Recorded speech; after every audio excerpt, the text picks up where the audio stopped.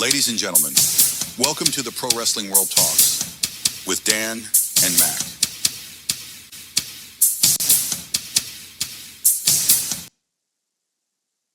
Or you'll just fucking hit that right as the intro kills. Good job. I'm making the point. Is that what that is? It needs to be made. I am making the point that it needs to be made about this year. Just do. Because this is the only way that anybody's going to be able to get me in to talking about this willingly. Hello, everybody. Welcome to PWW Talks. I am your host, Dan, and I am joined by my best friend for over 20 years and my hetero life mate as far as wrestling fandom is concerned, Mac. Mac, thank you again. Mac Welcome. Bastard of marijuana. As we now have to talk about the year that was 2025. As we're recording this, Do we have to? It is January 1st, 2026. Happy New Year to all out there.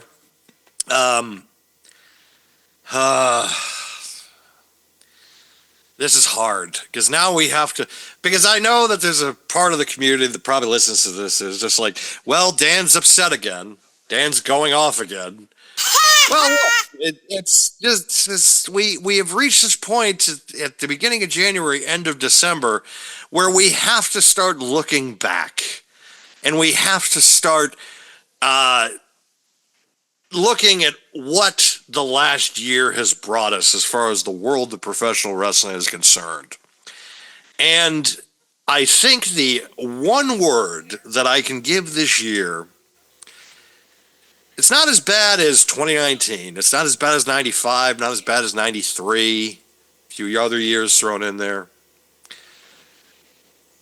But it is a disappointing year. I think that is the big, word to kind of describe 2025 as far as wrestling is concerned, because we all came in with the highest of hopes, highest of hopes, and it just didn't happen. It just couldn't get going. It felt like everything was stuck in the mud or nothing really mattered. That's what I feel like this year kind of was. It was just a year where some things happened, but nothing really mattered in the end. John Cena retired, nothing really mattered in the end. It's just this. I think that they were able to monetize a farewell tour for the first time in their existence, really. Well, they've done it before. Well, it's the first time they've really done a farewell tour. Yeah. And they were finally were able to make a monetization of that. Everybody got on board. Some people hated it. Some people loved it. Some people were indifferent. I was indifferent. Even though coming into this thing, I was just like, I'm really not looking forward to any of this. And the matches were good. Some of them were good. And then some of them... So, and then you had AEW last week have their last pay-per-view of the calendar year. And I got more questions than answers because they pulled the move that WWE was criticized of doing earlier this year, especially the night before SummerSlam, when they had John Cena randomly turn babyface again.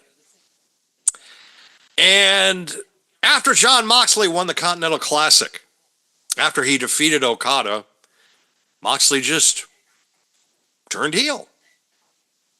Turned babyface from being a heel. After being a ruthless heel for the last year and a half and pretty much holding hostage the AWA Championship, tried to legitimately suffocate Daniel Bryan with a plastic bag over his head, tried to... Did he try to waterboard Darby Allin too? I was just going to say, short of murdering Darby Allin, and then I remember going into All In Texas and saying, Moxley needs to go away for a bit. I think he needs to take some time off and they need to give him some time off, let him kind of chill off for a bit, and then bring him back and, bring him back an important angle, which maybe you bring him back at the end of World's End. not having him turn babyface after being like this I'm trying to kill the company type heel for the last year and a half, and all of a sudden it's just like, I won the Continental Classic. I love everyone now. It's like, really? You hated everybody. I love the locker room. I love the fans.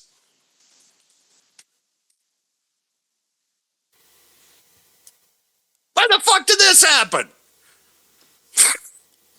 I don't know. I feel like this year, like you were saying it Holy before. shit. You were saying it before, but it's like both brands, I feel like, just there's a lot of kowtowing to the fans. There is, the question of, okay, what did this year bring? Not much. Not much. And, if it's a question of talking about highlights, yeah, there was a lot, but how many of those highlights would you argue then were good highlights? Or memorable. Or memorable. Highlights that we're going to remember in 2 years. Highlights that we're going to remember in 6 months. Highlights we're going to remember in a year. I dare say, the Rollins turn and beating CM Punk at SummerSlam Night 1, people forget about that now because Rollins ended up getting injured. Punk's the world champion now, so it's kind of like things almost reset themselves. John Cena made a point on Joe Rogan's podcast when he said that people will forget about me by the time Royal Rumble comes around. And he's right. That's the way the wrestling lexicon and the brain moves on. Ooh. If you're not here, that's why a lot of times when they make these big returns, a lot of these guys, it is meaningful because wrestling fans, our attention span is just like, shit, forgot you existed. Great, glad you're back. Unless it's like Austin Theory and stuff like that. I didn't hate that it was him. I hate how they showed it was him. Like a no stakes at the end of a Raw. It's like, what? Can you wait? You can't wait for Monday, can you? You can't wait for Monday because you know what's coming Monday. The walls are going to break down. That's all I gotta say to that. You know it, folks. All the pictures have been going around. Jericho looks in great shape coming into this. If you're Tony Khan, I'd be like, how much money did I fucking pay you? And you just kind of, treated this place like Margaritaville for like 6 years. And now all of a sudden it's like he goes back to the E and he's just like, looks like Jericho from like 2008. It's like, oh shit. I mean, to be fair, not for nothing, I mean, putting him in the Vision isn't a bad idea. I just don't want him there. Jericho? Yeah. I don't know if he's going to be a part of the Vision. It would make sense. I think Jericho, my assumption is they're going to do Jericho and Punk. Well, that's why I'm saying if you put him in the Vision, you have broad win by, Jericho coming out or CM Punk retaining from, interference. I think that's what I think. I think Jericho is going to help Punk and essentially be like, well, you owe me now, so it's got to be because they got to check that off because that's an AEW matchup they weren't able to do. So now it's just like, well, hey, they just love putting those guys in the forefront. You think of the fact right now they have a world heavyweight champion on Raw, CM Punk, who was in AEW within the last 3 years. Right. Jade Cargill, who I believe is the WWE Women's Champion, who has been also... Who needs to defend the belt, by the way. Correct. She has been in AEW within the last 3 to 4 years. Ricky Starks, been in he was the world champion up until recently. Yep. But he was in AEW within the last 2 to 3 years. Ethan Page. So, same. Yep. And so now, what's going to happen?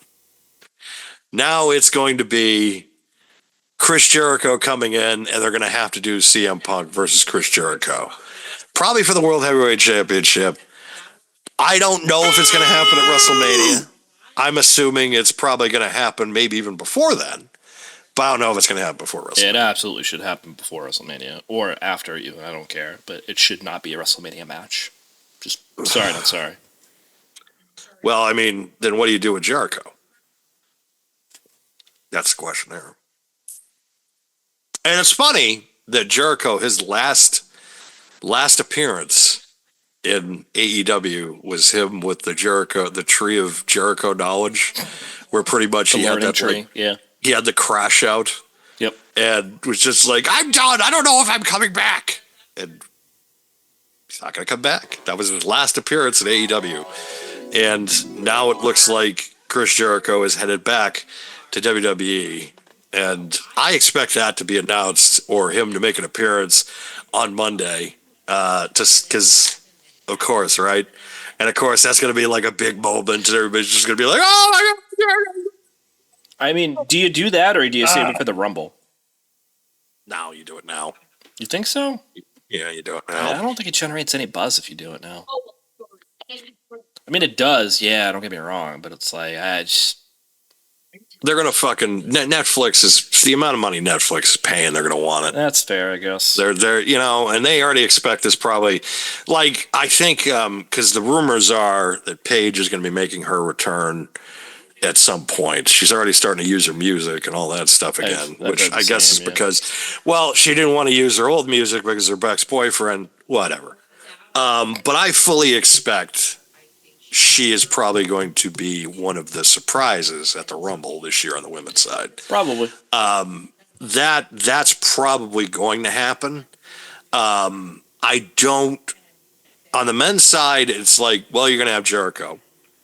I expect there'll be some surprises, but I don't think anything to the extent of... I don't think that it's going to be to the extent of like a big name, maybe, because it's like, who else can you get?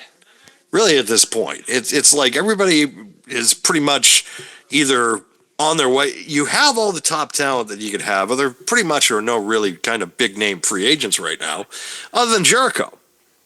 And this kind of year, it was like to talk about 2025 a little bit more and saying that we really didn't have any big, massive defections except like when Ricky Saints went on NXT and then Blake Monroe went over too, but It wasn't, I wouldn't say it was like top of, it was like big, like, oh my God, like it wasn't any, I thought, massive defections from, this is probably the first time that they've done that in a couple of years because everybody's locked up under long-term deals or this could be the year we see, 2026 could be the year where Bayley makes the switch.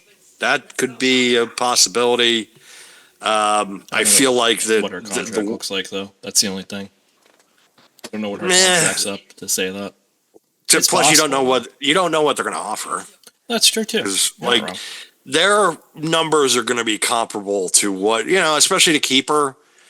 It's not like before where it was like, oh, you're just making, like if you're going to AEW and you're working in WWE 5 years ago, yeah, it was a big deal because he was paying big time contracts and, WWE at that point was WWE wasn't paying what they're paying now 5 years ago.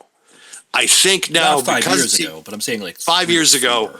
5 years ago, I think financially it was Tony had to come out of the gate, storming out of the gates with contracts because that was really the only way he could have competed to get big names. And there's nothing wrong with that. I'm not trying to knock that or anything. Everybody's like, oh, all he did was pay these guys. Well, so what? Like if he paid him, what are you supposed to do? Yeah. What are you supposed to do when you have no track record? You have to overpay. And you have to give these guys, and that's what he did. He overpaid. I wouldn't say that some of those guys got overpaid. I think Kenny's earned his money. I think Jericho, for at least that first contract, he earned his money. Maybe re-signing him wasn't exactly best because That's it's fair. like Yeah. by that point he had already passed his shelf life. But I feel like his first contract, yeah, it paid for itself. But you didn't need to re-sign him. And I think that he's done that very smartly now because it's like you think about Soraya when she only stuck around for a bit, she was done. And I feel like now that we might get to a point with wrestling, with wrestlers, wrestling talent, where they might want to start thinking about like asking for 1 to 2 year contracts, just because of the fact that you look at what the NBA is doing, where long term deals are really not the thing because there's just so much turnover and trades and all that type of stuff that could happen. You know what, though, Dan? I think it depends Yeah. on the talent. I think 100% depends on the talent. I think a guy like MJF locking him up is smart, especially if he's making bank now, which accordingly he is apparently. I think that's fine. If you're a talent that is maybe on the downturn, I would argue the same thing that you're saying, 1 to 2 years. If you're an up and coming talent and you're going to get frustrated by, I just call it a lack of consistent booking, really, is what it really comes down to. I would argue the same thing. But again, I think it depends on who the talent is, right? Like, I think MJF signing a long term deal is probably the right thing to do for him, especially if he's making bank, especially if he's happy.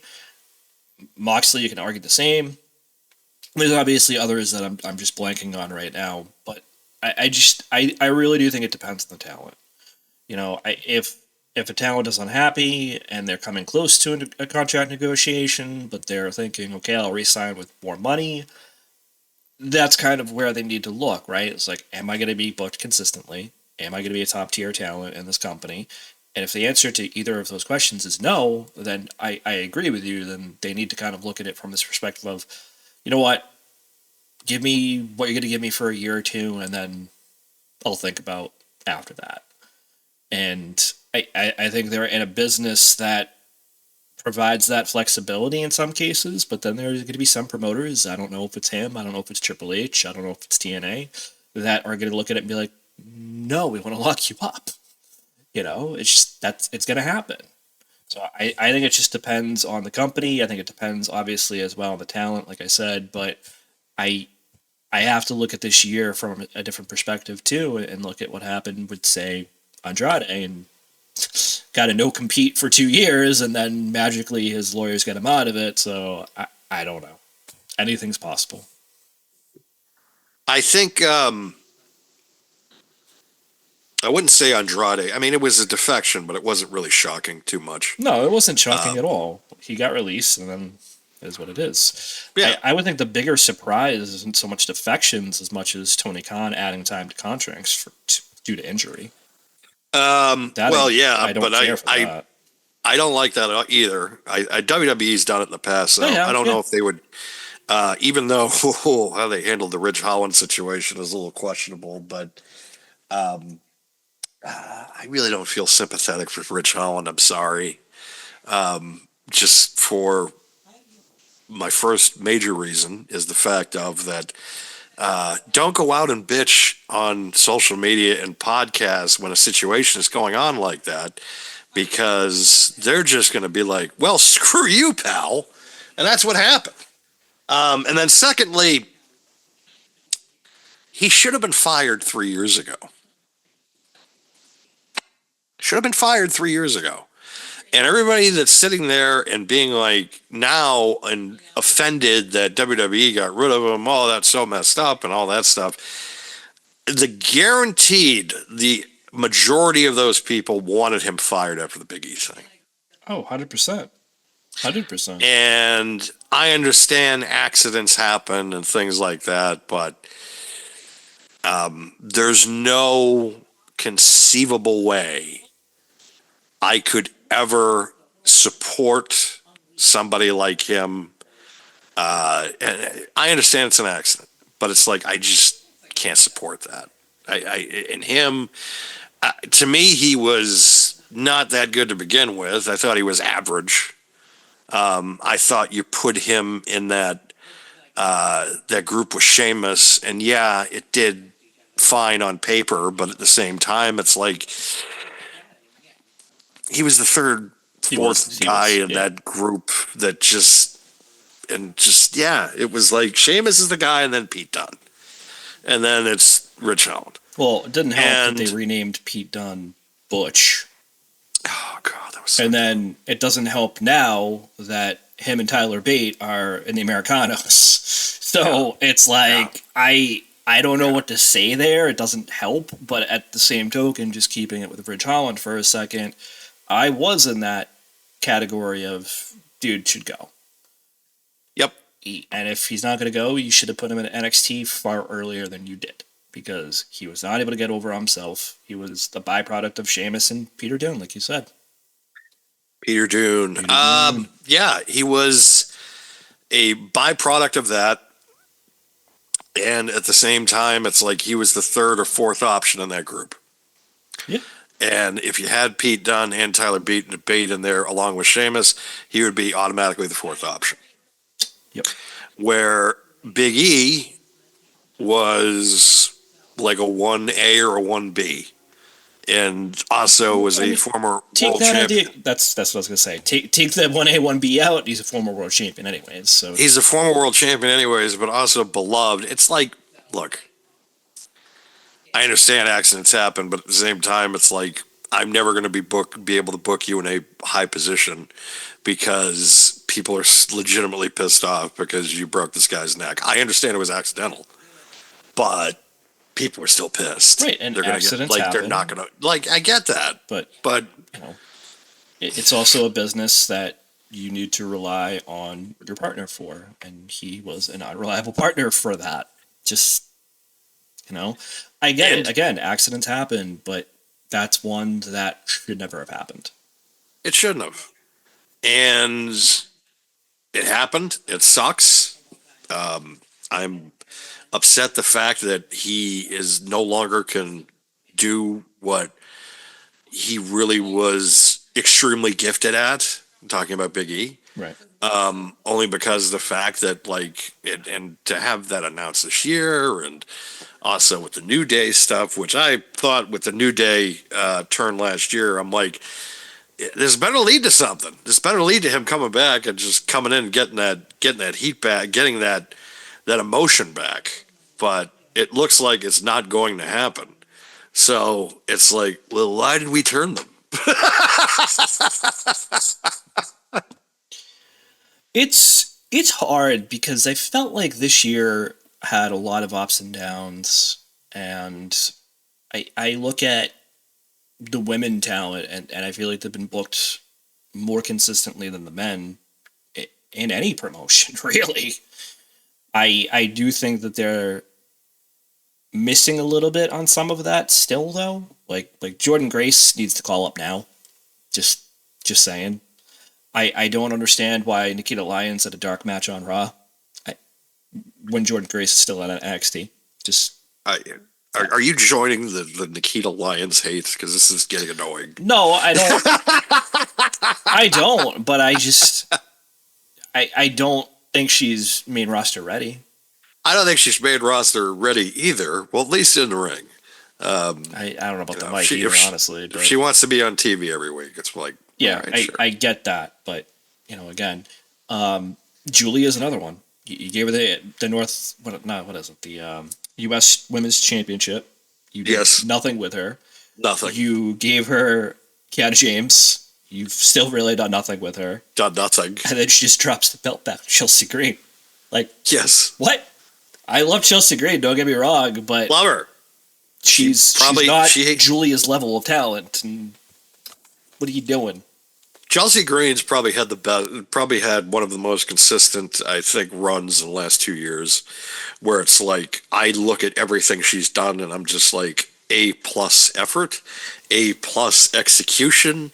Like she has been nothing if short of amazing as far as the talent is concerned.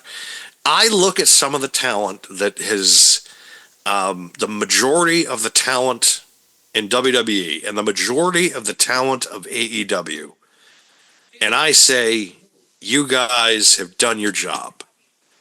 And then there's some of them Jey Uso. That just...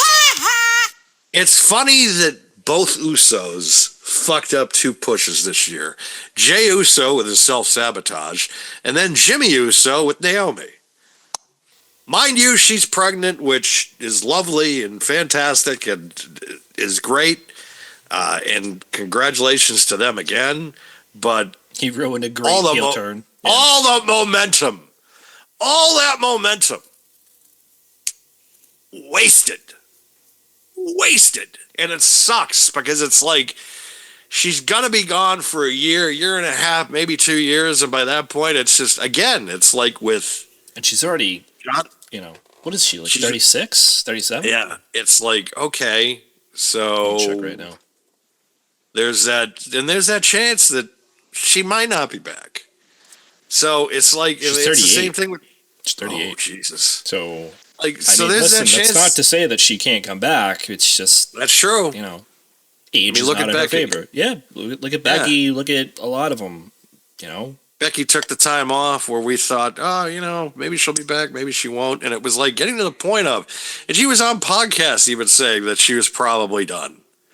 And then all of a sudden it's just like WrestleMania. Oh, here she comes. Shit. I think it's tough. So just looking at a few of them, right? Like, whether it be her, or whether it be Becky. So AJ Lee is also 38. Yeah. Becky Lynch is 38. Charlotte, I think, is either 39 or 40. Yep. Saraya, let's just look at her. Saraya's young. She's 33. She could still make a comeback. Alexa Bliss, I believe, is 31, 32. So if they clear Saraya, that's the thing. That's not wrong too. Even though I think they might now. I don't know.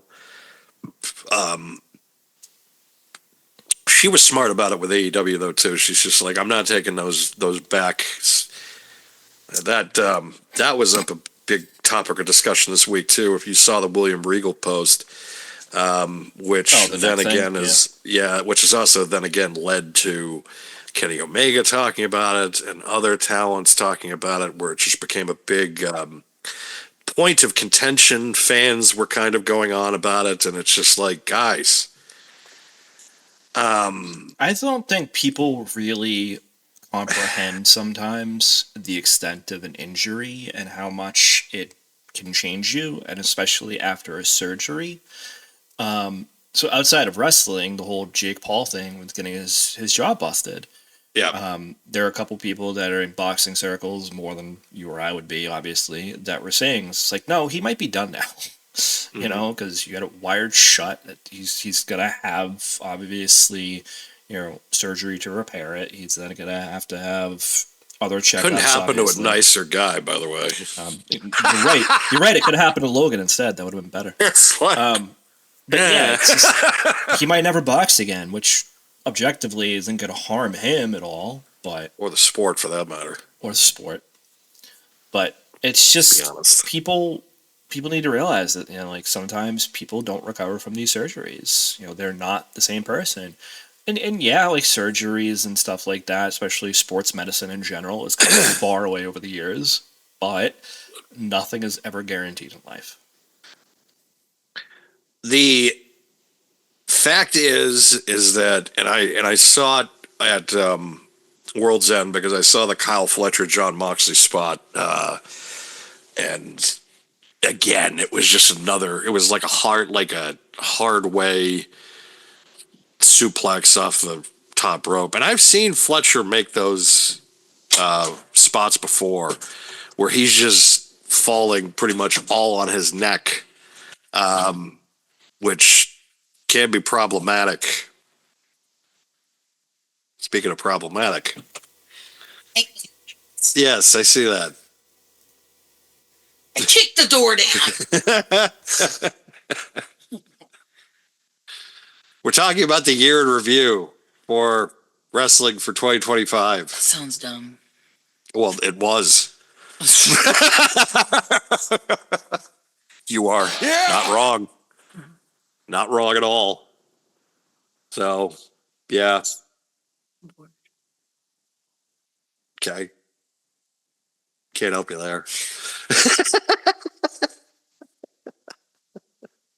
What are you guys doing? We're talking about wrestling. But it sounds like it sucks. So like, It was a bad year. Yeah, it was. It was a bad let's year. talk about something that's more fun. What just fell on my butt? It's probably a toy or something. Because you were probably kicking something. Daria's like right behind you. I know. The fortress has been opened. Yeah, she's The probably like, daddies. Daddy! Go get that daddy. Here she comes. Slowly but surely, little turtle. Yes, bitch. Daria, bitch. Oh, Data Yes. Baby has entered the room. Oh, Oh boy, we're gonna get an appearance of the beans again. Yep, we got her. Here we are. She looks thrilled. hello. Thrilled. Look at the bin. Daria! Daria, the audience loves you.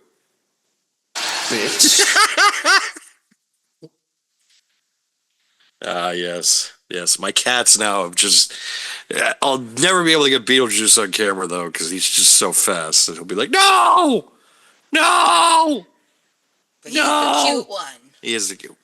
Not to say you're not cute. You're just kind of a bitch. Daria's pretty. She's an old lady baby. She's just a bitch. You're Yes. the old lady baby? She has an attitude issue. Okay, bye guys. Bye! You coming with me or you staying with daddy? Yeah. What are you doing? What are you doing? Do you know what you're doing? No, you don't, because you got the brain of a peanut. Okay, I think you want to leave. Come What are you doing? on. Look at it. Okay, bye. Bye. Okay. So, we were talking about the Kyle Fletcher and John Moxley spot from World's End, where it was a hardway suplex off the top, which, again, I've seen Fletcher take those spots before, most notably in one of the Will Ospreay matches. He's in his mid-20s. And you'd think that one of the guys you looked up to, one of your mentors, one of the guys who you just had some of the best matches of your career with, had to take a break and to step away from wrestling completely because he has to have neck surgery and spinal fusion surgery. And he's in his early 30s.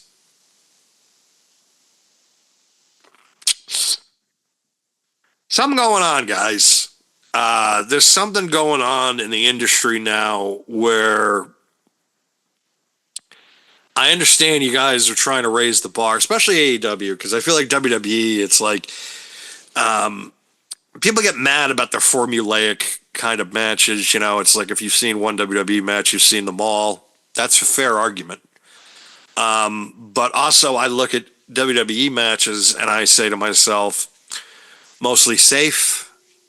Yeah, guys get banged up. Yeah, there's injuries and that type of stuff, but it's never to the extent of an AEW show where it's either their weekly TV or it's their especially their pay-per-views, because their pay-per-views, some of the spots I see these guys do, I'm just like, you cringe. And So hold on, real quick. You mentioned cringe, and I just want to ask this question because I've seen a lot of different discussions about it on social media. How did you feel about Tony Storm and Orange Cassidy doing that dance? that didn't bother me. Okay. It didn't. I understand why it does bother people, but that didn't bother me. It didn't bother me either. I was just curious. Because I think it's just funny. it fits with the characters. Plus it That's fits the their thing. promotion. It fits with the characters and it fits with the promotion. And even if WWE did it, I wouldn't have hated it. Oh, there's people that would have. It would have been yes, that's the problem, because they're Right. being selective. They'll be selective with, if WWE did that, they'd get killed for it. AEW does it. Half the majority of the hatred is from people that just are anti-AEW anyways. I don't disagree, but you know what it is? I think this is the big thing, is that what I saw was like, oh, indie shit. And it's just like, dude, WWE does this shit too. They just keep it at house shows. They don't do it on television. Yeah, It's like, what do you think is happening? it was on brand with the characters. It wasn't out Yeah, of character. I didn't care. I didn't care either. Like, it didn't bother me. Like, it just, when I see stuff like that now, because it's just like, it's supposed to be hokey. This is the fucking wrestling business. Yeah. Like, this is how you Keep it go. fun. Let it be fun. Just It's like, you just got to have fun with it. And I know everybody's just, but you're trying to come off as a wrestling traditionalist. When it comes to in-ring action, kind of, sometimes, yeah. And two, when you're because everybody, well, wrestling traditionalist, you don't like John Cena. Yeah, I didn't like John Cena. He wasn't exactly my cup of tea. I like Orange Cassidy because of his gimmick. Gimmick's all right. If the character's presented good, and I feel like that, like, you don't, and Orange Cassidy doesn't take himself seriously. Tony Storm doesn't either. Tony Storm right now is probably the only one that's like living her gimmick 24/7, which I don't have a problem with. And the shit she did earlier this year, where it was like she's not timeless, and then she goes back to her old original Tony Storm, and then just midway during a match with, like, during a promo one time, and it's just like, you thought this was over. It's like, okay, again, on brand for the character. And I look at Mercedes to end the year out, where we have been hard on Mercedes through most of her run in AEW. But then I've thought about the last 3 or 4 months and the fact of, oh my God, she's doing a shit ton of jobs and she's actually losing the belts and not holding them hostage anymore. The one criticism I used to give her for, I now can't criticize her for. I mean, you still can. She's not losing these other promotions titles. That's the thing. She's doing good work. She's done very good work. Like Willow Nightingale is a star because of her. Chris Statlander is in a better position because of her. I don't agree with that. I think she's in a better position because of Tony Storm, not That, Mercedes Moné. but Tony Storm, but then also beating Mercedes Moné clean, and like that's a pretty good resume back to back on that. That's fair, but that match doesn't happen unless she wins the belt from Tony. That's the thing. But then I know, I don't want to give her credit. I'm sorry. I just don't. I know you don't, but like, again, I have to try to be impartial, except when it comes to certain things. Like with John Cena this year, it's like, I don't like him, never really liked him, but at the same time, I still had to give him credit for how good his matches, some of them were this year. That's fair. I will give him that. I'm okay with that. There's a difference, though. It's also the last time we're going to see him, in air quotes, but we're not going to see him again. So it's like, really saw him anyways. But it's like, at that point, I'm okay with giving him the credit, because first of all, we're not going to see him again. Second of all, the first half of this was such dog shit anyways. After SummerSlam, it could only really get better anyways. Just gotta say, I just, taking it back to the women talent for a second, though, just in general, it was just better. They were booked better, they looked better, they wrestled better, everything was better. They did. And some of the storylines with the men, yeah, you had the beginning of the year, you had the stuff going on with CM Punk and Drew McIntyre, that was fun.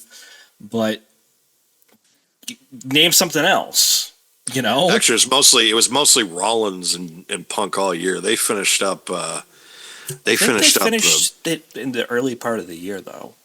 No, they didn't. I thought they did. It didn't carry it. No, they finished that up at Bad Blood last year. Oh, that's right. So it was really early. Okay. Yeah, but I think they were in the War Games match together, if I'm not mistaken. They were this year. In 24 at least. Not this year, the 24 one. I think they were in the War Games match together. I might be incorrect. You're right. No, I think they were. It was Punk and Rollins from like January on, because it was like the song that never ended, and thank God it ended Thank God it ended, but just not under the circumstances. No, I agree. Because I think that if I had to give an award for get the fuck off my TV for a bit award, it would have gone to Rollins. Like, it just, out of anybody in the whole goddamn roster that they have, he's the one guy now where it's like, I hear Burn It Down and I just want to turn the TV off. And I don't feel that way about Logan Paul. I don't feel that way about Drew McIntyre. I don't even feel that way. Well, no, I do feel that way about Joe Hendry. But if they put him with somebody else, like if they put him with like an R-Truth, or I can at least live with it. But no, anything wrong, like the whole Vision stuff this year was dog shit. At least with him as the leader. I know everybody's just like, well, Braun had a great breakout year. Did he really? He came into the year as the Intercontinental Champion, and then he was like the lapdog for Rollins to end it out. And then because Rollins got hurt, they had to pivot. So now all of a sudden it's just like, well, we got to give him his balls back again. So that was... it just... There's so many things I wanted to just come into this year about, like 2025, and it's like I even didn't hate Jey Uso winning the Rumble at first. I came on this program and I said, look, I'm going to give this a chance. I'm going to give it a chance. I'm like, because maybe it'll turn around. And then it's just like his performances just got starting bad. And then WrestleMania, it's like you're going to win by tap out against, oh my God, no. Like, it was so deflating.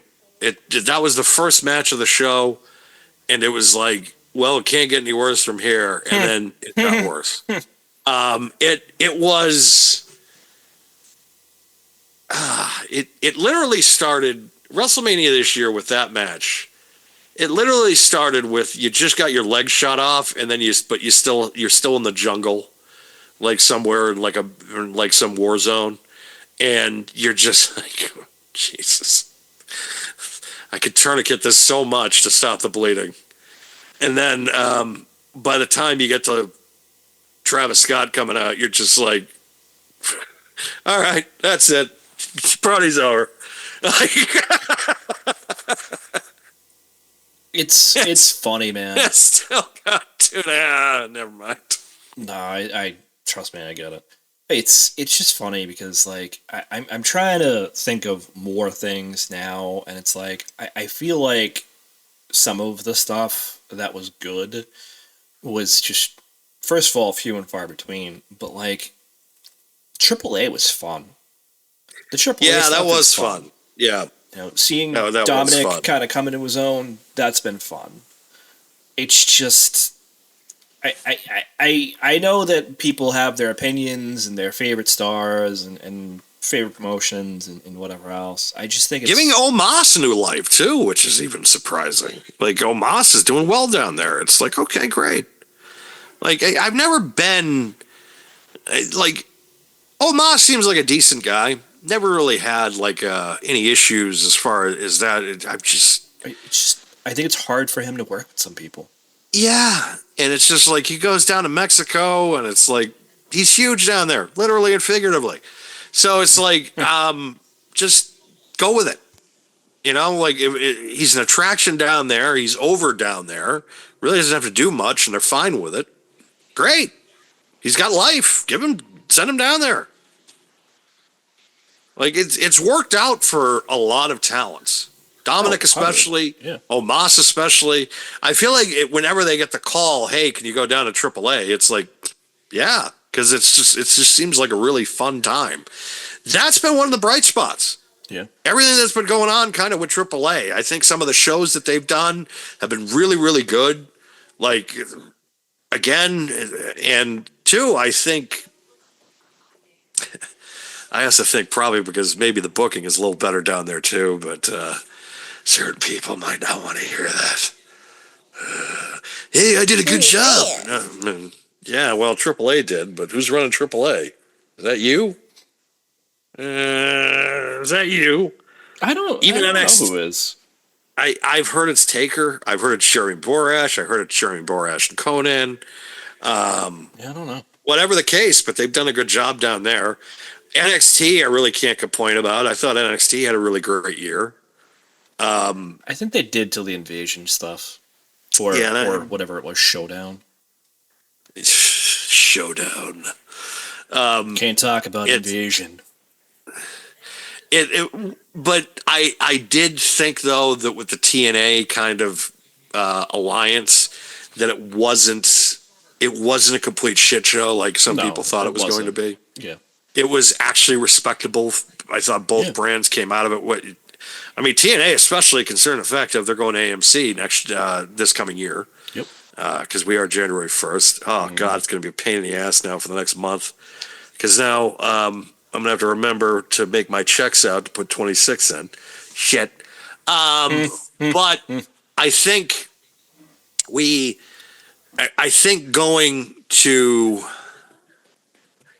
before I lost my train of thought, TNA going to AMC, which I think is huge for them.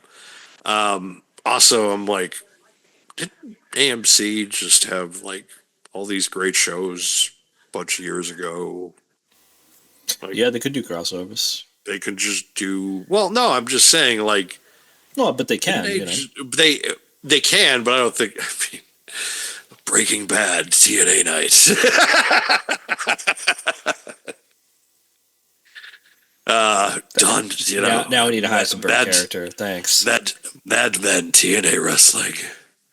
A bunch of zombies walking- come out on October 31st. Yeah. WWE's already done it. I know, but still, they could have a legit tie-in. That would be funny though. Of just like Negan as the character, and just like, Oh my god, that'd be great.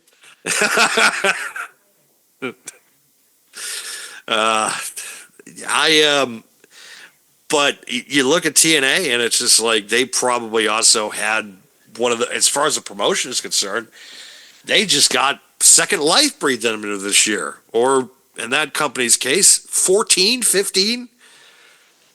Ever since like 2013, I've always thought that company is like on the verge of collapse. And this is the first time in like a decade and a half where I was just like, oh, they seem to be doing okay.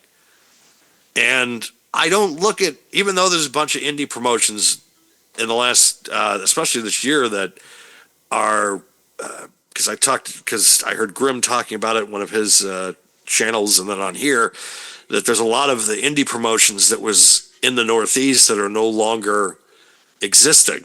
Right. And so the wrestling independent scene is kind of shrinking a little bit, which is that going to continue in 2026 is the question. I think that there's enough promotions right now, though, that are viable and are healthy, that I don't think that it's going to be a problem where it's like, where are these guys going to work?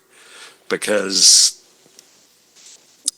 from where I follow in this area anyways, that we have a New England-based independent promotion that's doing well. I think there's a couple also others that have been consistent. And I've noticed in the Midwest, Indiana area, Illinois area, there are a lot of activity with a lot of these promotions coming around. So I feel like that some would say that some of the major independent promotions are starting to shrink. But again, this is the wrestling business. And if somebody has a ring and you can get some talent out there and you can get a building, you're going to run a show. And it's cheap. Like, it's reasonable. You can get talent for $50 a night, $100 a night, and charge an audience member $10 or $15 to come at the door. That's a recession-proof business. That's the way I've always looked at independent wrestling. Because it's reasonably priced. Yeah, you're not going to get the mainstream talent of, it's not going to be a high production quality show. I think the production quality has gotten better for a lot of these independent promotions, though, because of YouTube, because of a lot of these networks that carry a lot of these companies now. Right. So, and you can buy a cheap you can buy a decent camera now and cheap lighting for not a lot of money. As far as doing productions and starting an independent promotion and things like that, you have enough connections. You probably need just like a couple of $1,000 production wise, good, reliable talent, a building, and a license, and you'll probably be all right. And I feel like that. So the concept of where, because there was concern. There's been a lot of concern, especially in the New Jersey area where I was talking to Grim about it. We were talking to Grim about it. There were a lot of promotions that were around for years, and that happens. It's cyclical. This business is cyclical. And I don't think that the independent scene is dying off. I think it's just because, again, one promotion opens up, 5 more open up. Close up, 5 more open up. And I feel like there's enough people out there that love this stuff that it's just going to keep going on and on. So the concerns of everybody with independent wrestling about 2025, I think 2026 will be, you might see some more major promotions kind of close up shop, but I think that, again, you'll just have other ones that'll open up. It is a constant evolving industry. And I think the major promotions, I think WWE will be a lot better this year than what they were in 2025. And I'm not saying 2025 was one of the worst years I've seen them have. Because I've seen them have a lot worse. I thought AEW had a better year, probably their best year since like 2021, 2022. I think this was their best year. Since at least 2022. 2021 for me. 2021 for me, yeah, it was probably their best year since, which is great. Yeah. Because now they're a lot better than where they were 2 years ago, 3 years ago, a year ago, 18 months ago. They're in a much better spot. MJF is champion again. I did like the long-term storytelling of him beating and him pinning Joe at World's End, considering the fact of that it was Joe that beat him 2 years ago at World's End. Yep. It was kind of like almost just like full circle moment. You know what I hated though is they Short-term overbooked. Well, that too, yeah, obviously, but they also kind of playing overbooked. hot potato with that title. Yeah, but they also overbooked the segment on Dynamite. Yeah, because it's great that they have a great loaded main event scene now, because you have Swerve and you have Paige kind of working together to face off against MJF, which will lead to them either having some sort of split or something. Probably. But then you throw Kenny Omega in there, and it's just like, Kenny come. Why do you have to have Kenny come back tonight? You can't just have him come back like after the Swerve, or Kenny comes out and just cuts like a promo and says that he needs to get back to being the cleaner again and all this. I really didn't think like you needed to have him. You didn't. Kind of him make his intentions known to MJF when there's other talent that currently was just involved in the main event of the pay-per-view with that have intent with MJF for the championship right now. Why even have MJF in the segment in the first place is my thing. Yeah, have him in his own segment. Don't get me wrong. He just won the belt, and that's great, especially coming out with a new variation of the belt. The Triple B! Right, I'm fine with all that, but why have that segment in that way?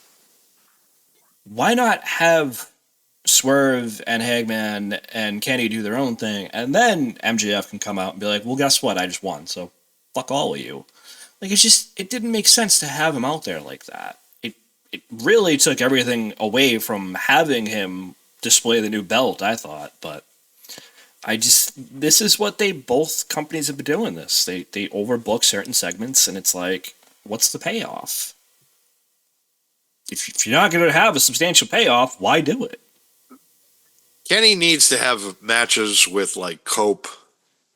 Have him have a match with Cope when Cope makes his return eventually. Kind of have that going. Yeah.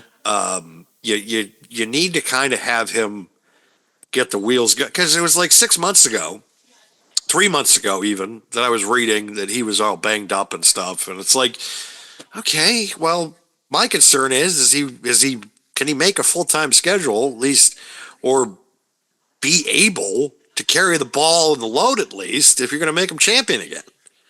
Can't make it all willy-nilly now, because it's like, do I want Kenny Omega to be Kenny Omega, like the Big Bout Machine and the Bell Collector? Of course I do. But the problem is I also want Kenny Omega to be healthy. I don't want him to have to just labor on in this thing.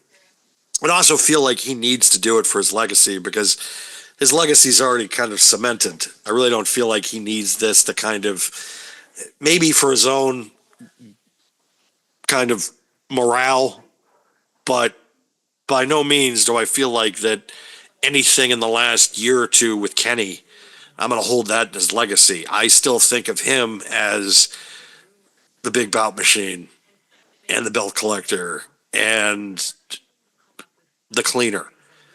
I don't think about the last 2 or 3 years and, the injuries and the time off, the diverticulitis. I don't think about that. That's not part of the legacy.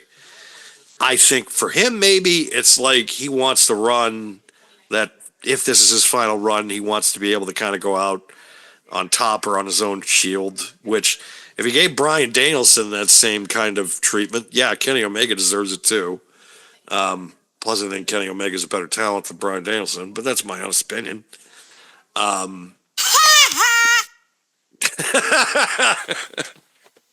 How dare you say that? How dare you? Bryan Danielson is the greatest wrestler of all time. Yeah, well, he's not Kenny Omega. Yeah. He's not Kenny Omega.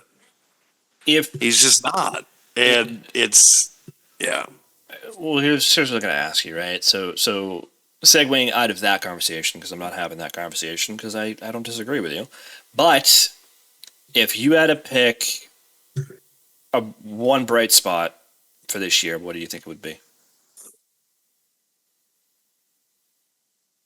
What do you mean bright spot? Just a bright spot of the year in wrestling. Like, what was something that you liked? SummerSlam was fun.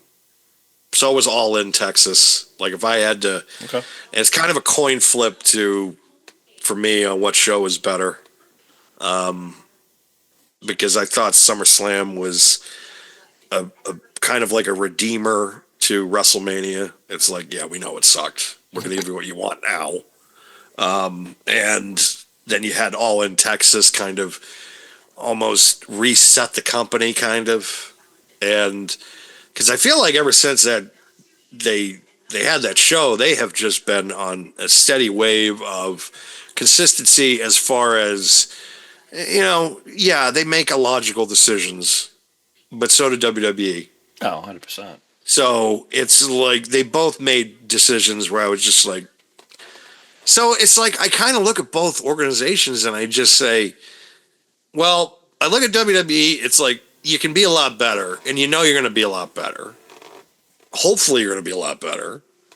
And then you look at AEW, it's just like, just keep on doing what you're doing, because you maintain the momentum from 2025 into 2026. Yeah, I think they need to not run the company as if they're in direct competition, which I feel like they've started to I do think this year. they've done that. They've started year, to kind of, yeah. I just think in previous years that wasn't the case, unfortunately. But this year, I agree, they've started to do that. I think if I had to, again, it's hard. Because it's like there are some moments I look at WWE especially, and I think to myself, it really wasn't that bad of a year as everybody makes it out to be. I mean, there were things that either, though. It wasn't as good either. It wasn't great, but I don't think it was terrible. It wasn't the worst year I've ever seen. 93 was horrible. 95 was terrible. This year, like 2019, was god awful. Just terrible. I don't count the COVID years of like 2020 and 2021. I can't. Like, it's just not fair because they were literally doing everything they can and they did come out with some decent shit. I have to give them, like, Yeah. they really kind of did everything they could in 2020 and 2021. So it's like, I can't hate them for those 2 years. So I don't even count those. Some people might. They're like, 2020, 2020. No. Both companies, I felt like, did what they could those years. They really worked their ass off. And again, but I look at WWE, it's like you had a great 2023. 2022 was also pretty good. And then you had but then, did you read the Slam Wrestling reports that came out? I guess, post wrestling. Did you read the text messages that got leaked in Discovery in the Vince McMahon case? I have not. Okay. I have not. So those have gone around now, and they have been made public. And Vince was checking in a group chat that has made it to Discovery. Vince was checking in with Nick Khan, Paul Levesque, or Paul Levesque, or Paul Heyman. I've seen the text. Or Bruce Pritchard. Right, yeah. About the finish for Cody and Reigns for WrestleMania 39. Yep.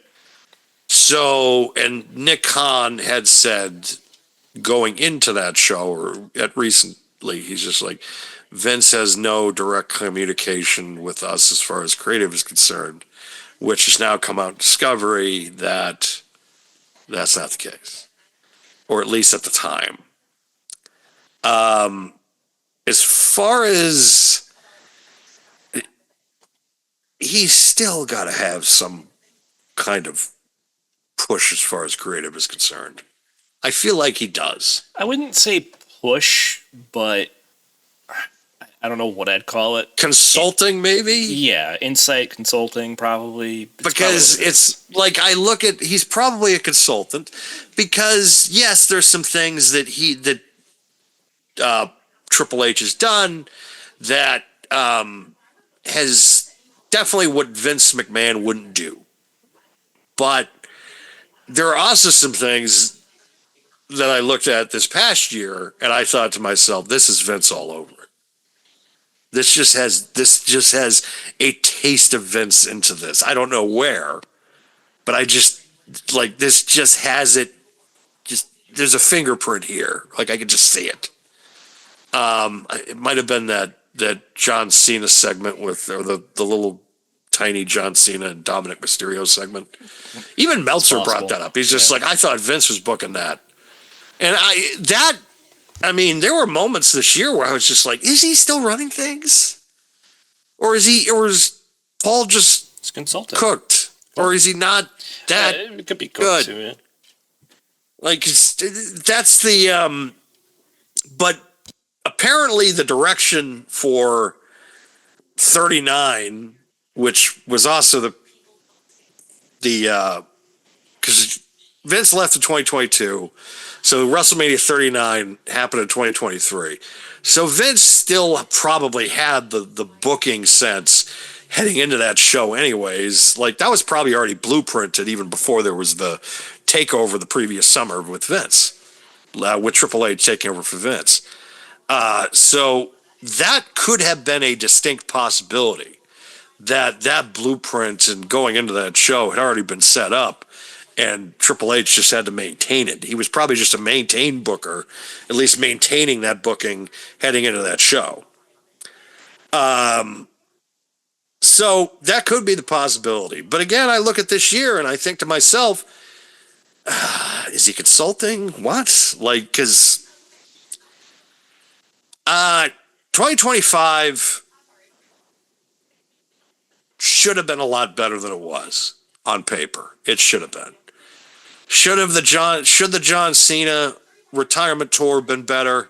Absolutely. WrestleMania main event should have been a lot better. I really think that management kind of blew that.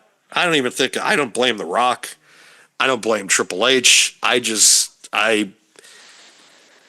You're at the Rogers Center in Toronto, which, of course, the last 2 times you were there for WrestleMania, you sold out 68-something thousand people. You weren't going to do that number. You just weren't. And I understand you wanted to kind of see if you get the gate up. It's like, and honestly, that whole explanation to me, they sounded like Ole Anderson, like from 1982, worried about the house show in the Omni. Like, you don't, why are you sacrificing this for the house gate? Why are you, because you know he's not going to be at Mania. You know he's going to be unavailable pretty much for the rest of the year. So why are you doing this? Hey, Rob, Also, go fuck yourself. Also, too, they took away the momentum from probably one of the better matches of the year with the men's elimination chamber. That created a lot of tension at the end because you didn't know. You had Cena fighting for his life, you had CM Punk fighting for a main event spot, and then you had Seth Rollins. It was a really intriguing final 3. Hey, I mean, yeah, but as soon as Rollins got eliminated, you knew there was going to be some fuckery. Oh, yeah, you knew that. But at the same time, it was still a really intriguing. Well, I don't disagree. Yeah, I don't disagree with that. I just, like I said, it's once you kind of came out of it that way, it was like. And then you had the post-match, the turn, which automatically became one of the most viral moments in the company, not only for this year, but in their history. And immediately they're putting it against the Hogan turn in 96. They're putting it ahead against the Owen turn. They're putting it ahead against all these iconic turns that made not only the talent better, but also made the company a hell of a lot of money. The seats at Mania were already sold. The seats for the pay-per-views were already sold. They didn't need to do it at all. In terms of what? They didn't need to. They didn't need to do it. They already had the building sold. The pay-per-views were already sold. They didn't need to do it. They didn't need to do it. It was the biggest waste of time. That, I think, to me, was the biggest sticking point for this year. Because pretty much in February, I thought, it's like when it initially happened, I was just like, good. What's the follow-up going to be? Within a month, the year was ruined. It was like, after that, it was just like everything else just didn't matter. It just didn't. Travis Scott came out, fucked everything up, and they didn't use him again because he no-showed some events, showing the reliability of this fucking guy. Because he just wanted to beat people up. But at the same time, you can't blame him either, because he's not a wrestler. He's an outsider. He didn't understand the concept of timing, all that. He's not trained for this. He probably barely got any. Bro almost broke Cody's eardrum with a slap. I think he did. At one point. I think he did. So it's like this. You didn't take the time to get the guy caught up. You didn't take it seriously enough to get this guy on board like everybody else.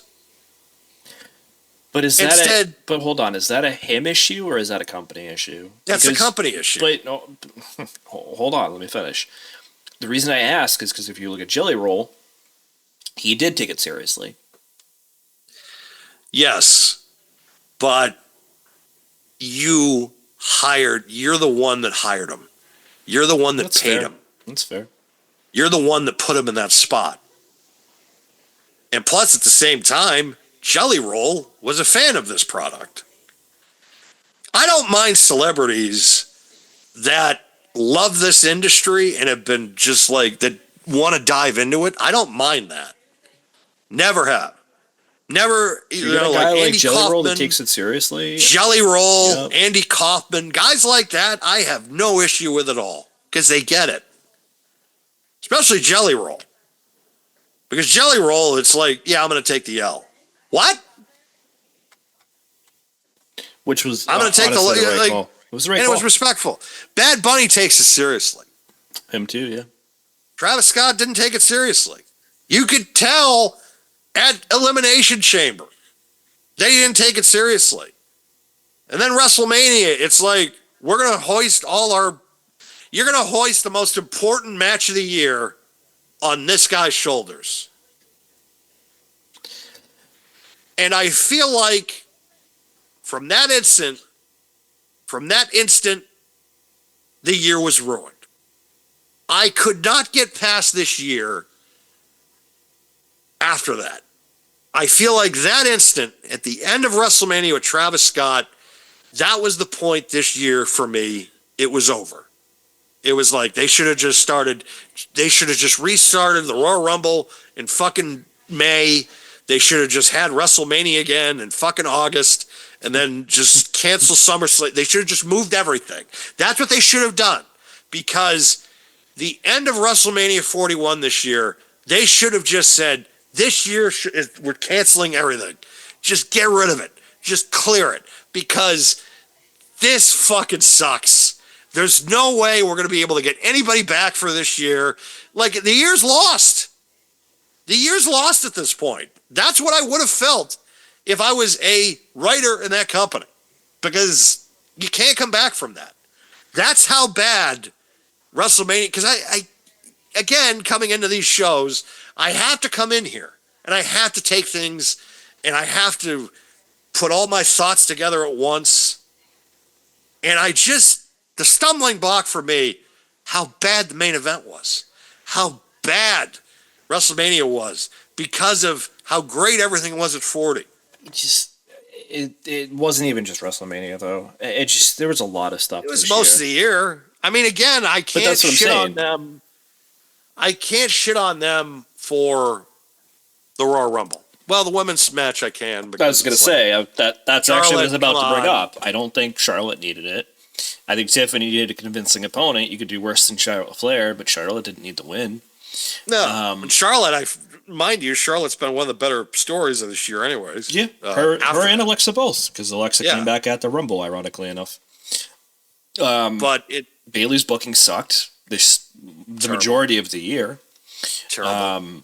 Lyra was not convincing as Intercontinental Champion. I don't was even think good. she's that convincing to. No, I think she is, but I think now that they're doing this thing with Bayley, it's like, why? Natalia's AAA character and indie character needs to be on the main event roster. Yes. I don't understand why that's not happening. We already talked about Gunther and Jey Uso, so I'm not going to touch on that again. It's just Mania was like a really bad roller coaster with a really shitty ending. It was. And then other pay-per-views, it's like hit or miss. SummerSlam was great.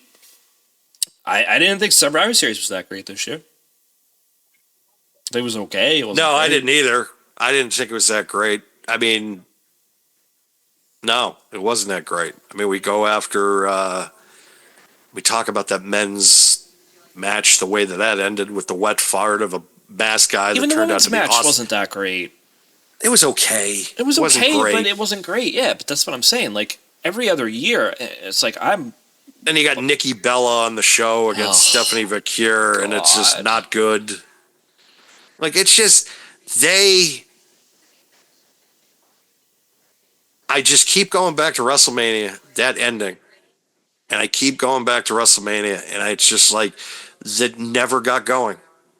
SummerSlam, okay, that kind of it righted the wrongs of Mania, but at the same time, it didn't do it enough. But it didn't do anything after that. That's the problem. It didn't. I remember we talked about this before you say anything. I remember we talked about this even before some of this stuff went down, right?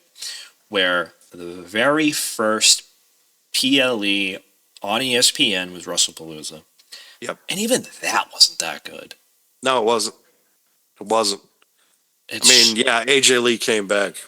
Cool. Okay. It's like, she looked good, don't get me wrong, but it's All like, right. okay, and, you know? It's like just shrugging. I'm like, it's just, that was the year. Like, it just felt like it was like, It just felt like we were and- on one show to the 'Cause next it was- show to the next show. it was, to the next it show. really was. And it's just like, nothing improved. No. Like, it There never were some felt like, things, but the 'cause overall booking nothing, didn't. again, because nothing mattered. That's what I feel like this year. Again, it's like the only two words that I could come out with, especially for WWE, was nothing mattered. Because it didn't. Didn't matter. Because they turned John Cena heel and then they just randomly turn a babyface. Yeah. So that didn't matter. 2 days before the PLE, you turned babyface. I remember that. Oh, At least with Moxley, they waited until after the match, but exactly. still, not. I mean, that great didn't make any still. sense either, but still. Made At more least sense it's than like, John Cena turning all right, babyface after fine. 2 days before the match. Guess Yeah. he's a babyface again.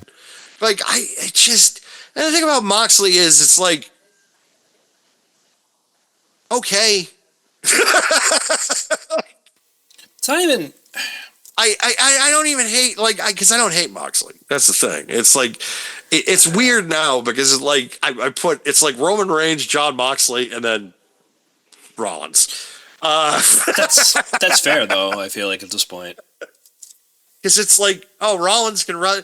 Rollins is a great in-ring performer. Yeah, I know he is. Then I watch his promos. Fuck off. Get off my TV. Burn it down. Ugh. It's I want to go back to something I said before though. Two things actually. Ironically, I'm going to wrap them into one though. One thing I want to see in 2026 is, first of all, Jade Cargill defend her title because that still has yet to happen. But the other one is I want to see Jordan Grace get called up, and I would love that match. Jade Cargill versus Jordan Grace. That would be a great match. Have Jordan Grace actually win a championship where the fact that she hasn't won any. I thought she was NXT champion at one point. Wasn't long ago. Was she? I Yeah, thought she because was. I thought she was like, because she's had a abysmal championship record. Like it's like right up there with Drew's like this year. It's just been that bad. Let me And look real quick because I could have sworn that she was. I've been on, No, she wasn't. Wow, it's not listed. I've been on the Jordan Grace train since like 2017, 2018. So I want nothing but the best for her as a talent. So I hope that they get their shit together there. I want to see more Obafemi, which we're probably going to be getting anyways. Trick is getting a call up. Trick's getting a call up. I want to see some of these guys outpace fucking Braun Breaker, so that way I don't have to deal with I know, that's Braun why you Breaker said it, show don't for the worry. next decade. Yeah, I know that's why you said it. Well, who the fuck wants to deal with just this? Who wants to deal with that for the next 10 years? Do you want to deal with that? Not for 10 years, no. No. I'm okay with a short-term run to see how he does. I mean, he's not. The promos are getting better. I will say that, marginally maybe, but still better. I just, you know what it is, and it's hilarious because I know you've said this in the past too, dude. It's like he's back in puberty. It's like, what's with the voice cracking all the time? Like, I know that's like a small thing, and I know people are gonna say whatever they want to say about that, but it's just, to me, it's just like, it's weird, right? You don't hear that very often, I suppose. But for me, even outside of that, yeah, he's got a look, yeah, he's good in the ring, but it's like nothing is a standout for me. Where it's like I look at Trick Williams, who's getting the call up, and it's like that should be the future.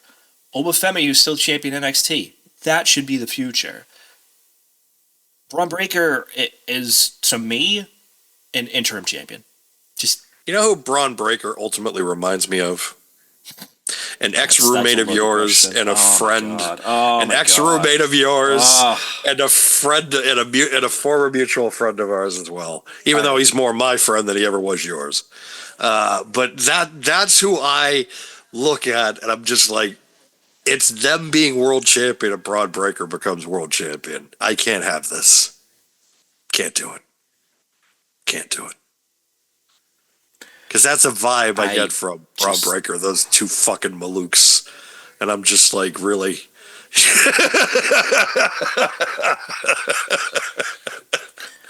So first of all, I'm not going to name drop him, but well, I know. That's why I said, just, like, you're not wrong. Just that's all. That's all I'm going to say. You're not wrong. And I had to put it in that context. I hope if there was ever a scenario where you could do to Braun Breaker what you did to my former roommate, I would just love you even more. Just saying. I couldn't get the access to do that. No, of course you can't. But I'm just saying, if you could, I'd never do that. If I could, I would, obviously, because that's how much like it's just the vibe I get from him. Oh yeah, shot it up real nice and give it back to him. Oh God, inside jokes are a thing. I'm sorry, everybody, but they are. If 3 people get it, we're happy.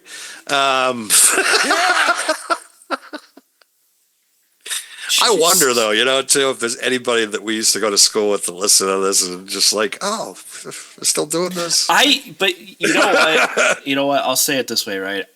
I don't know if any of them share the kind of brain cells that you and I share sometimes to understand, first of all, who we're talking about, and then also understand what we're talking about. Because that's hilarious, and that's a story, but just not one we can share. Can't share it. There's just like it. But that's the type. If you met this person, within 5 minutes, you would understand why we don't like Braun Breaker. You would be like, oh, that's why. That's the vibe. Well, let me tell you something, brother. Oh, we lost him this year. That was rough. And Ozzy. That was and within like days of each other. Yeah, like 3 days, I think. Good Lord. I had to the Aussie one hit hard. And then the Hogan one literally was just like, come on, really? It's like kicking you while you're down. That's what it was. It's like, until it hurt inside. It was not. It was the best of times. It was the worst of times. It was, God, that whole 2 or 3 days, I'm just like, I'd leave work. I left work early for the Hogan one.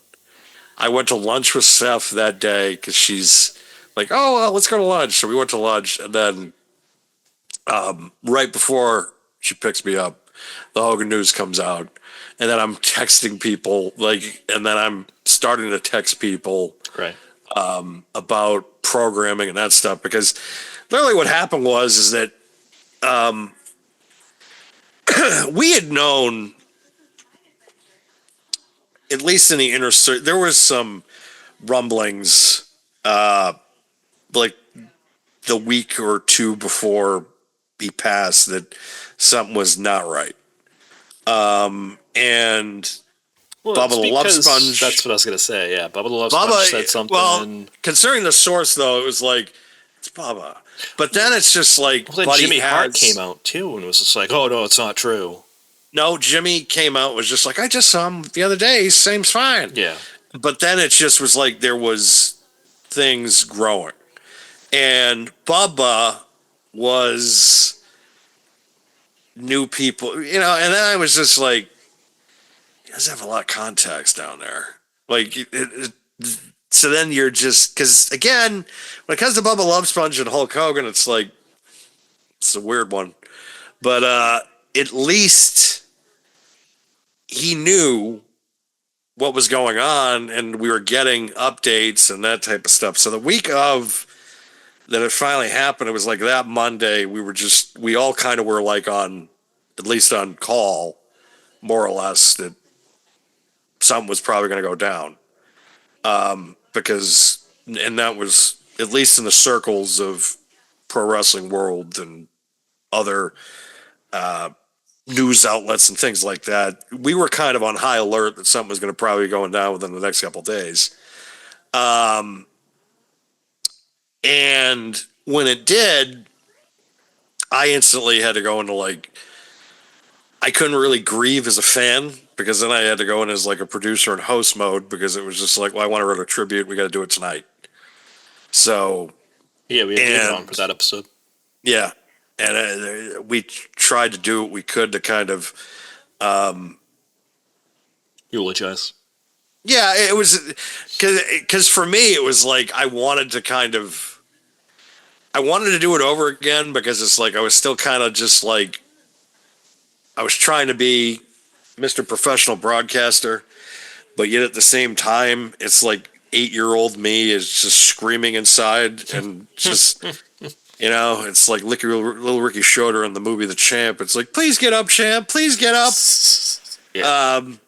There's that part of me that was like that because it's just, and too, it's just Ozzy the 2 days before, and I want to talk about Ozzy way more than I want to talk about Hogan. Not for nothing, and it's just I know. I was kind of like that man, doesn't. yeah, it doesn't work for me, brother. Doesn't work for Let me, me brother. tell you something, brother. Yep. Hogan couldn't let Ozzy do a clean job. It's just Nope. like, fuck this, man. Like, no, it ain't happening.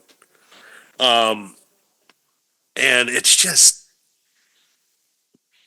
it's weird because instantly it's like the biggest death as far as wrestling is concerned in my lifetime anyways, because it's like, mind you, it didn't have the scandal as others have had. Right. Or more infamous moments, but this, as far as like it's the equivalent to like Babe Ruth dying, at least in my opinion, and it's and that now it's like as far as the elder statement, we have Ric Flair, who he's Ric Flair. You have Bret, you have Bret Hart, who is just complaining about everything. And then you have Shawn and Triple H, which is kind of like their WWE people. Undertaker's in that same boat. So it's like, who do you have in the industry right now as far as like an elder statements that's kind of still got the Austin, but Austin's also got some things in his closet, unfortunately. What about DDP? Yeah, DDP, I think, would probably be a really good example. Is probably someone that is like an actual Good dude. it's surprising because it's like with his most people like DDP, I just look at it and I think to myself, they're borderline like you got to check your wallet. You're trying to check things because he gives off the vibe of someone that's like a motivational speaker. And today for $9.99, oh fuck. But considering what he did for Jake, and Jake has been strong and sober for close to a decade. Scott, he was able to straighten out. Not completely, but at least enough to kind of get him kind of in a better place. It was able to get a better place, right? To kind of get remembered. Because at least the last couple of times we saw Scott Hall, it was like he was with it. It wasn't like the incident in Fall River. It wasn't, some of the incidents that happened in the 2000s or the story with the plane ride from hell, things like that. At least we were able to see, healthy, gave one of the best Hall of Fame speeches ever. I mean, dude, when he went to DDP, and I don't know how much you're on social media with some of the stuff that he does now too, but yeah, Scott couldn't walk. I know. Scott was wheelchair-bound. And listen, not for nothing, but same with I know other people that you don't like to talk about. Just throwing that out there. But who? Torture Rock. Oh, Lex? Yeah, he helped Lex. I'm okay with Lex. You not always have. But I'm actually really happy that at least he's like. I'm really happy at least that he's able to get out of the chair and start like that. That to me, he wouldn't be able to is without DDP. Is what I'm saying. Fucking miracle worker, this guy is. Yeah, and he's also a lot of people. So it's like I gotta give that guy credit 100%. And I gotta be over with the Lex shit because it's like, he at least has kind of come out and said, "Yeah, I was a jerk. Yeah, Yeah, I was a 100%. jerk." Because it's just, at 10 years old, yeah, I fucking was like, "You want me to think you're Hulk Hogan? That ain't happening." Like, he was in a tough spot because it's like, he's taking over for Hogan, which you never want to be the guy after the guy. Never want to be the guy after the guy. But the problem is that I had moved on from Hulk to Brett. And I didn't want Lex to be champion. I wanted Brett to be champion. And I'm just sitting there and being like, why is he fucking facing Jerry Lawler and it's not Brett and Yoko? And Brett could get the belt back, considering Brett just won King of the Ring. Right. Yeah. Because I'm thinking logically. Instead, Well, how dare you? well, Brett is not the number one contender because he did body slam Lex Luger. He did body slam Yokozuna and the Intrepid. Who gives a shit? Yeah, I didn't care. Good for you. You could pick him up. They didn't need to do that. All they needed to do at the end of the King of the Ring was Yokozuna come out and attack Bret Hart instead of Jerry Lawler attacking Bret Hart, and then you're off and running it. But here's the problem: they wanted to recreate Hogan and Andre. That was I the know, biggest issue. and it was just bullshit. They needed to evolve, and they had already started to do that in a lot of different ways, with whether it be Warrior, whether it be Savage, whether it be Slaughter. They're already kind of evolved past this big muscular dude taking on a giant or, whatever, other massive person. And it's like, you already did this. You don't need to repeat it. Yeah, it's cool. It's cool imagery, don't get me wrong, but you need to evolve. And even when it was Brock and Omos a couple of years ago, it's like, yeah, it's cool, but it's still not Hogan and Andre. So why do we need to keep going back to this? It's a forgotten formula, sure. It's a formula that can still work on occasion, but it's not one that's really ever been necessary again in context. Yoko could work. He could. He could. The downfall to him, obviously, was just like, you got to stop eating. Like, you got to maintain. That's one way to put I it, understand. yeah. Like, you got to maintain the weight, obviously. I understand for the gimmick, but you got to maintain it and not put on more fucking weight. Like, that was his problem, of just the fact of that, like... He was eating like shit, too. It wasn't just the food, it was the type of food, too, that he was eating at times. Yeah, he would eat healthy food, but it wasn't all the time either, so... Oh, yeah, he was eating turkey tails and dipping them in mayonnaise. Exactly. Are you out of your fucking mind? Yeah. Like, that... Might as well just eat cholesterol straight. Like, just... Literally, exactly. It's like, oh, my arteries just sound clogged immediately thinking of that. Yeah. And... that was the problem, in the sense of that New York wouldn't give him a license because he ballooned to like 840 fucking pounds. And is it that much? I know. Yeah, I knew it was over 6 at one point. It was 840. I think it is. I think it was 840 when New York was just like, we can't give you a license. You're gonna die. Like, it's just.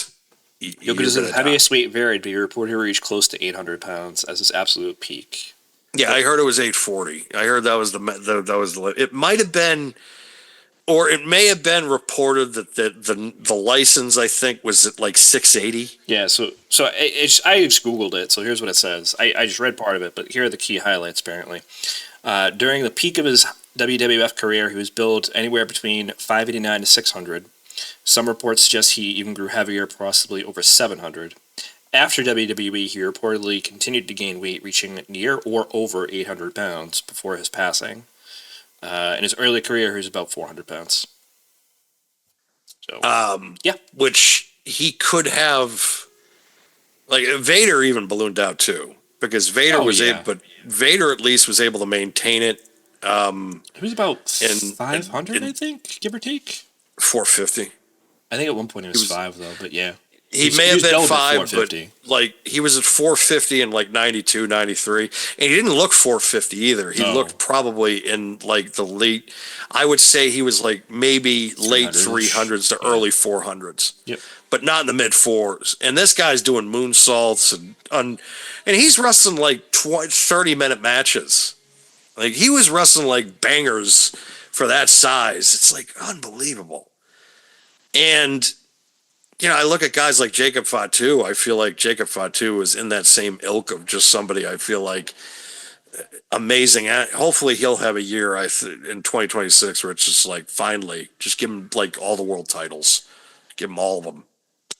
This should be your guy. I hope that whenever he is back, they strap a rocket ship to him because it needs to happen. I was wondering if he was even going to be in War Games. I mean, that was kind of a letdown that he wasn't. Like because that whole dynamic. I still feel like if they wanted to create, I still feel like if they wanted to create like a Roman Reigns, kind of like another bloodline, that all they would need to start with is Roman and Jacob Fatu, and then see where you get from there. Yeah, I don't know when he's due back, so it's like it's hard to say. Roman and Jacob Fatu with Paul Heyman behind them. There you go. There's money for you. What line? Print money. Whatever. Yeah, print my money. Yep. I don't know. It's been a tough year. I really want, especially WWE, because I feel like that's what we watch the majority of at this point, and a lot of people do, to kind of just come around here at this point and just be like, right the ship, right? I think AEW needs to continue what they're doing. They've found success doing it. Like, I know people are going to make the comparison to WWE, but you shouldn't. It's a different product. Don't view it the same way, and it's not the same. Try to enjoy it for what it is versus what you think it should be. TNA is obviously in a great spot. I think NXT obviously is in a great spot. I'd love to see CMLL. I'd love to see more out of AAA instead of just the premier shows. I want to see more of like a content stream from them because I do enjoy it. It's fun. I'm wondering how Wrestle Kingdom is going to pan out. That's true too. For New Japan because they're in kind of a weird place right now because there's a lot of people in Japan, especially that fan base that are pissed off that Takashita is currently the world champion because he is not a full-fledged kind of New Japan guy. Right. But that's kind of the stakes you're in right now as far as a company. You kind of have this, I'm not going to say this working relationship with AEW. I wasn't going to say that term because I hate it. So I was just like this working relationship because I'm sure somebody's like, oh, he's going to say it. Nope. Working relationship with AEW.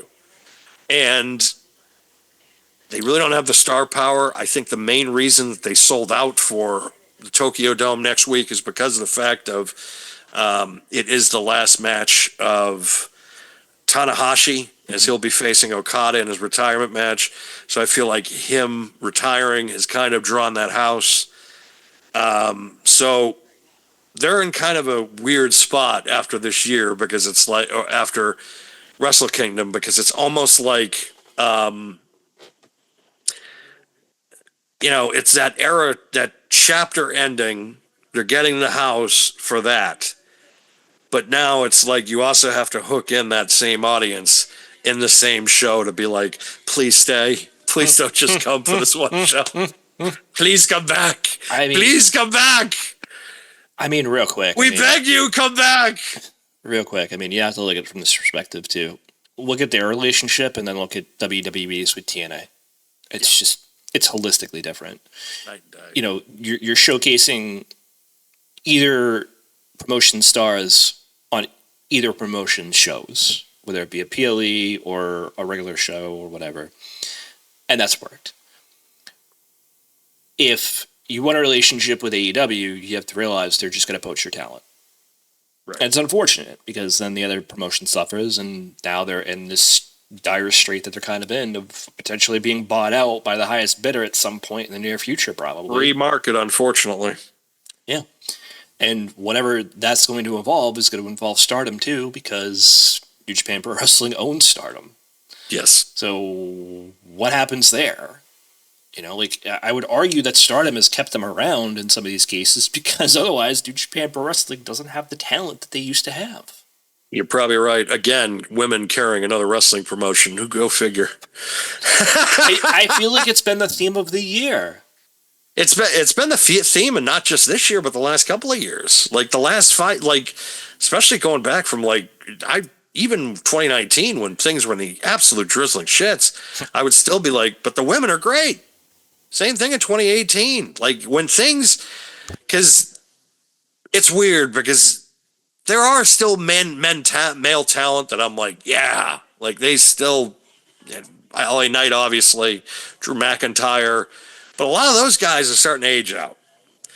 But the women, I look at them and I'm just like, there's so many up and comers, like good talents, and checking out the indie scene, checking out a lot of these girls, follow a lot of these talents. The female wrestling, I feel like is good for a generation and a half. Male talent, it's going to be a lot harder. Especially with a lot of these guys starting to age out. Cena's like the first domino, but there's going to be a lot more, especially this year with, AJ Styles thinking about hanging it up. Brock Lesnar's probably going to be hanging it up. Like, there's a lot more that, as far as the male talent is concerned, that, like, yeah, they're going to start aging out, but who's going to be there to fill their spot? And Braun Breaker. fuck. But it's true. I mean, it's even like I know true. people have been saying stuff about Bronson Reed. Bronson Reed's like 38. Yep. Cody's 39, 40. Roman's 40. Yep. CM Punk is 47. Yep. AJ is 46 or 47 himself. Yep. Where a lot of the top women talent are in their mid to early 30s, if not younger. And yeah, you got guys like Rhea Ripley's under 30. Liv Morgan, I think, is under 30. I think she's just turned 30 or 31. I don't remember. Alexa Bliss is in her early 30s.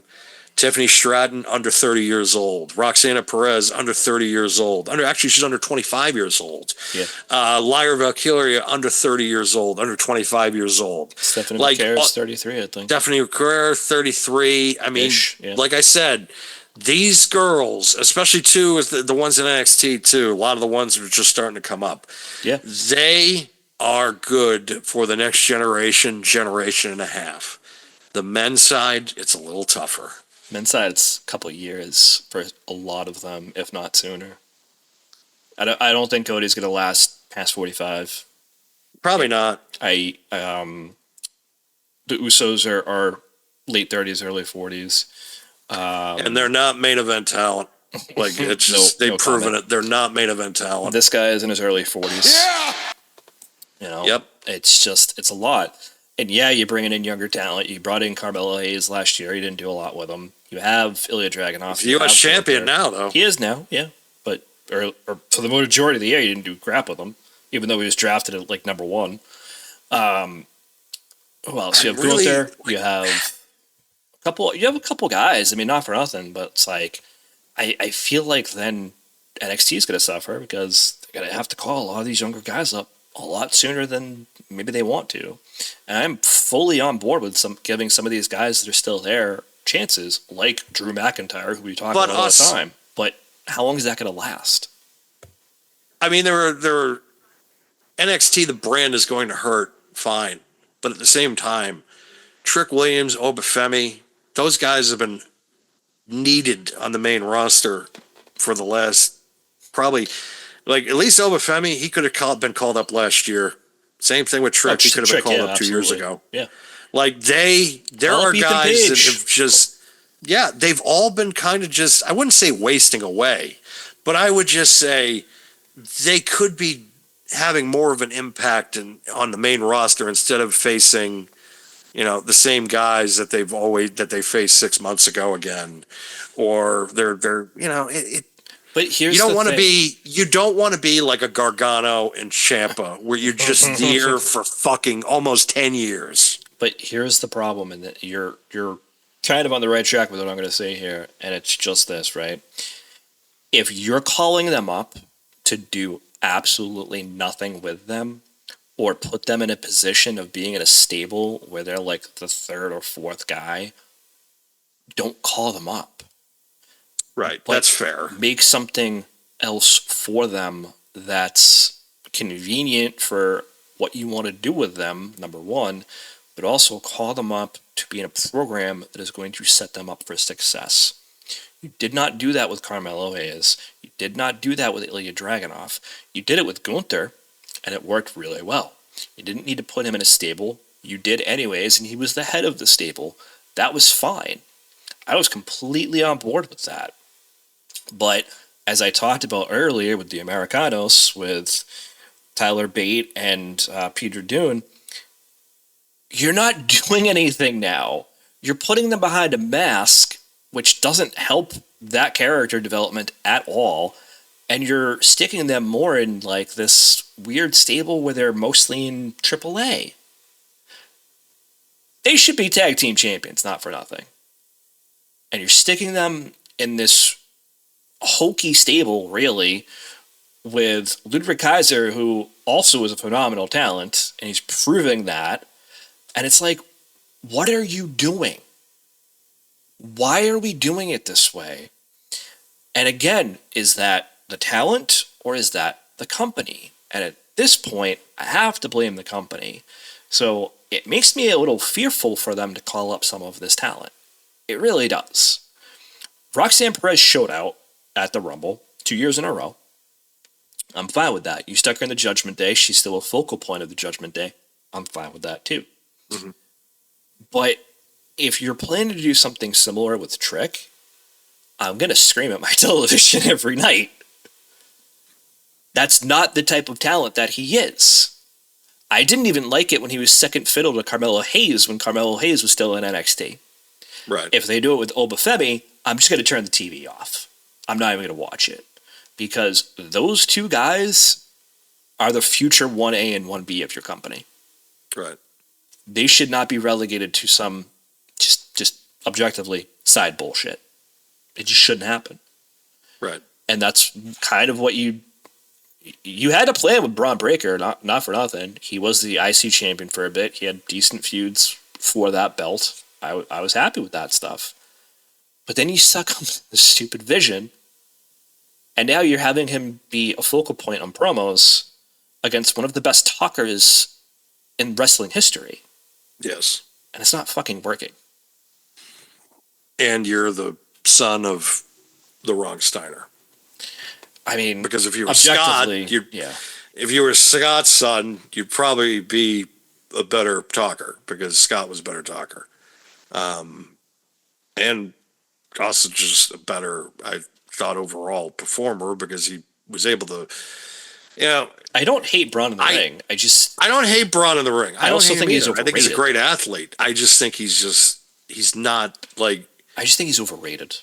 I just think every time I just see him, I'm like Goldberg. Dude does dude, you can run the ropes really fast. Great, cool. You can do a Frankensteiner, which your father and your uncle did. Cool. No, his uncle just did it. His father couldn't do that. I thought he did it once or twice, but no. Okay.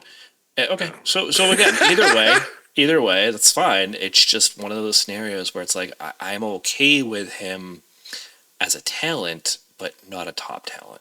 Not Scott yet. Steiner, also the inventor of the Shooting Star Press, by the way. Yes. Which that he performed very badly, but yes, he did invent it. Yes. Yes, it was badly done, but he's just like, yeah, never been done before. Yeah, it had been done before. Like it wasn't great. Like he landed on his feet, then he splashed. It's like, yeah, it's like, well, that was pointless. I don't say pointless, but it's one of those situations where it's like, all right, good job. Yeah, you did a flip. Job. You did a flip. Good job. So, is there anything else that we No, it wanted- sure sucked. When did you put the drain stuff in? Yeah, last night. So I can take a shower? You can take a shower now. Okay. It's a weird question. I was just wrapping things up and all of a sudden, it's like, when do you put the drain stuff in? Yeah, last night. Do we have anything else? No, the sure sucked. Like I said, it sure sucked. I wouldn't say it sucked. I would say it was just Wasn't good. disappointing. Wasn't good. Wasn't good. No, it wasn't good. It was disappointing. And hopefully it's better. I mean, if you're an AEW fan, I'd be happy because you had a better year than you've had in the last couple of years. If you're a WWE fan, yeah, you were disappointed. Like, don't tell me you weren't. Don't sit here. No, you were disappointed. I just think the company botched a lot of stuff. They did. They botched Cena's run. They botched the Goldberg thing. They botched a lot. Couldn't of stuff. couldn't even get out of that. Just couldn't even get out of the fucking gate with that WrestleMania like main event. It's like from that instant, it was like, well, year's ruined. What do you mean it's ruined? Just it's ruined. It's done. I get it from a perspective of you're maybe a John Cena fan and you relate to the fact that he won a belt for his 17th time, but it's like the match sucked. It just blew. Yeah, and it's like I get it. You're booing Cody, but it's like the match didn't suck because of Cody. If he won the title, fine. If he won the title, fine. Like it wasn't about the. I wasn't mad that he won. I was just mad in the manner of how it was done. Well, then the match sucked. And a match blew. SummerSlam though was fantastic. That match was the match they had. Cody, the rematch was so much better. I felt like all the matches he had after the Cody match just got progressively better. Oh yeah, they were all good. They were all every match. I felt like every match on that tour after that Mania one was actually good. Like the match with Orton was good. The match with Punk was good. The rematch with Cody was awesome. The AJ match was awesome. Logan Paul was really good. The Gunther match was good.